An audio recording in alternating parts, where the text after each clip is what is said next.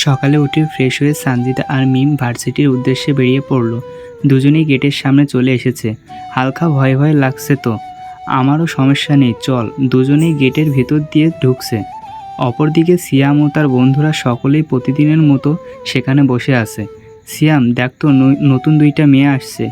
তোরা তো চোখ সবসময় গেটের দিকেই থাকে, তোরা দেখ। আজকে আমার ভালো লাগছে না, তোরা আগে যা। আরে একবার তাকিয়ে তো দেখ, মেয়েটা অনেক সুন্দর। কি মেয়ে নাকি?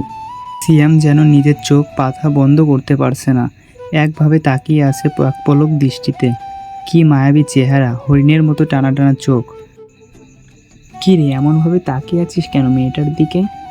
মেয়েটাকে কি তোর পছন্দ হয়েছে?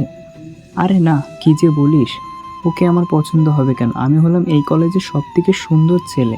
লোকে আমাকে দেখে ক্রাশ খায়, আমি কেন ওকে দেখে ক্রাশ খাবো?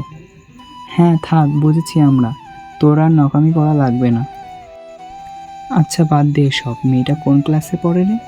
আরে ফার্স্ট ইয়ার রে। কেন, র্যাগিং করবি নাকি? আরে না, মেয়েটাকে দেখে অনেক ভদ্র মনে হলো, এসব র্যাগিং ট্যাগিং করবো না। তো জিজ্ঞেস করলি কেন? প্রেমে টেমে পড়ে গেলি নাকি আবার? আরে না, কি যে বলিস তোরা, প্রেমে, তাও আমি? এই মেয়ে, নাম কি তোমার? নাম দিয়ে আপনি কি করবেন? আরে বলো না। না, আমি অচেনা মানুষকে আমার নাম বলি না। তো পরিচিত হতেই তো পারি। এই মেয়ে, তুমি কি জানো আমি এই কলেজের সিনিয়র, আর এবং এই কলেজের সব থেকে সুন্দর ছেলে আমি। তুমি আমার সাথে এমন ব্যবহার করছো? তুমি জানো এখন তোমাকে আমি কি করতে পারি? হ্যাঁ জানি, আপনি আমাকে র্যাগিং করবেন, তো করতেই পারেন, কিন্তু আমি আপনাকে নাম বলবো না। কেন নাম বলবে না তুমি? আপনি অনেক দুষ্টু একটা ছেলে। ওই দিন দেখলাম একটা ছেলেকে ধরে মারছেন ক্যাম্পাসের ভেতরে। ওটাকে দেখে আমি বুঝে গেছি আপনি অনেক বদ। আপনার সাথে কোনো কথা বলবো না আমি। আপনি যান এখান থেকে, নাহলে আমি প্রিন্সিপাল স্যারকে বলবো। কবে আর কখন দেখছো আমাকে? আগের দিন, যেদিন আমাদের ভর্তি ছিল। আরে বোকা মেয়ে, ওটা তো আরে বোকা মেয়ে, ওটা আমার ফ্রেন্ড নিলয়। নিলয় একটা মেয়েকে খুব ভালোবাসতো। নিলয় প্রপোজ করাতে মেয়েটি ওকে রিজেক্ট করে দেয়। এই জন্য নিলয় উল্টোপাল্টা চিন্তাভাবনা নিয়ে সুইসাইড করার কথা ভাবছিল। তখন আমরা জানতে পেরে ওকে মারধর করছিলাম যে কেন তুই এটা করবি, একটা মেয়ের জন্য কেন নিজের লাইফটাকে নষ্ট করবি। আর আপনি পুরো কাহিনিটাই না জেনে মিছিমিছি আমার উপর রাগ করছেন। আমি এমন না, আমি খুব ভালো একটা ছেলে। এই কলেজে আমার নামে দেখুন অনেক সুনাম আছে। আমি এই কলেজে এমন কিছু কিছু করেছি যা আজ পর্যন্ত এই কলেজে কেউ করতে পারেনি। আপনি আমাকে ক্ষমা করে দিবেন, আমার আসলে এটা করা উচিত হয়নি। কাউকে না জেনে তাকে সন্দেহ করে বসলাম। আচ্ছা, আপনি কোন ইয়ারে পড়েন? আপনি করে বললে বলবো না, তুমি করে বললে বলতে পারি। কি মুশকিল, আমি আপনাকে কি বললাম আর আপনি কি বললে? আচ্ছা দাঁড়ান বলছি। আমি ফাজিল 3য় বর্ষের স্টুডেন্ট। আচ্ছা, আপনার নামটা কি?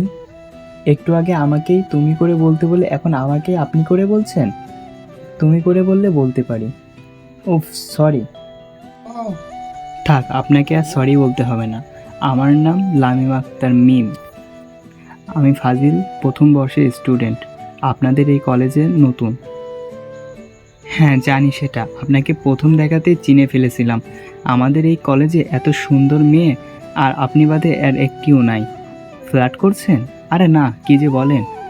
আসলে একটা কথা আছে না, যে সুন্দর তাকে সুন্দর বলতে হয়, কথাটা এমন। এই ছেলে, আপনি কি কবি নাকি এমন করে কথা বলছেন? আরে না, আমি কবি হতে যাব কেন? আসলে কথাটা জানা ছিল তাই আপনাকে বললাম। হ্যাঁ, কথাটা অনেক সুন্দর।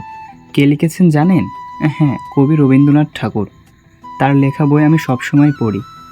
হ্যাঁ, রবীন্দ্রনাথের বইটা আমারও খুব প্রিয়। আমি মাঝে মাঝেই পড়ি, কিন্তু সবসময় পড়া হয় না, ব্যস্ত থাকি তো পড়াশোনায়। আপনি জানলে অবাক হবেন, রবীন্দ্রনাথের এমন কোনো বই নাই যেটা আমার কাছে নাই বা আমি পড়িনি।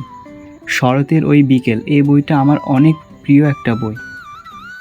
শরতের ওই বিকেল, এই বইটা আমার অনেক প্রিয় একটা বই, কিন্তু পড়তে পারিনি, এই জন্য ডাউনলোড করে পড়ছিলাম ইউটিউব থেকে। আচ্ছা, আপনি কি আমাকে এই বইটা দিতে পারবেন? হ্যাঁ, কেন নয়, আপনি কালকেই নিয়ে যেন। আসলে আজকেই দিতাম, কিন্তু বইটা আমার বাসায় আছে, এই জন্য আজকে দিতে পারলাম না, কিছু মনে করবেন না।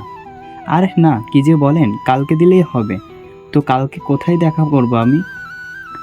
আপনি আমার নাম্বারটা রাখুন, কালকে আমাকে কল দিয়েন। কালকে আমি আবার কলেজে আসবো না, আপনাকে ক্যান্টিনের বাইরে থেকেই দিয়ে দিব।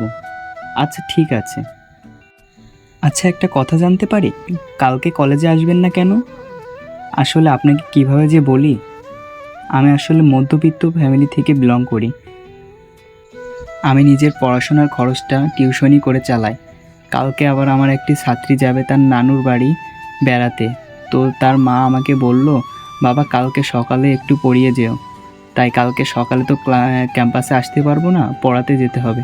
এই জন্য আপনাকে বললাম, পড়াটা শেষ হয়ে আমি আপনাকে কল দিব, আপনি একটু ক্যান্টিনের ওখানে এসে বইটা নিয়ে যেন।